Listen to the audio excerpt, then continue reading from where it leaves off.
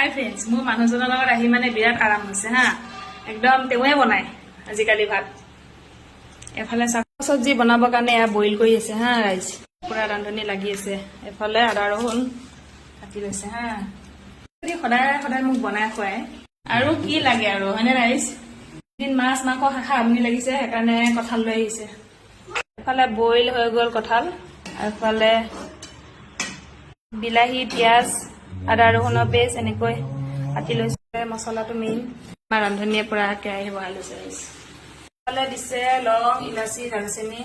এইটো কি দিছা? শুকান জলকীয়া। এফালে দিছে কেঁচা জলকীয়া, পিঁয়াজ মোৰ ঘামি ঘামি অৱস্থা নাই। এফালে দিছে অলপমান নিমখ। নিমখটো দিলে সোনকালে হয় আৰু আদা ৰহুনখিনি দিছে। অলপমান ভাজি ল'ব লাগিব। এতিয়া দিছোঁ বিলাহী। এতিয়া মছলা দিয়া হৈছে ইয়াতে জিৰা ধনিয়া হালধি আৰু নিমখ দি পেলাই এনেকৈ অলপমান মছলাখিনি ভাজি আছে।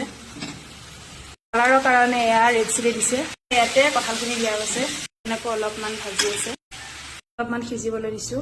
ফাইনেলি ৰেডি হৈ গ'ল আমাৰ কঁঠালৰ চব্জি। এতিয়া চাহ গাইছ, খোৱাৰহে কথা আৰু।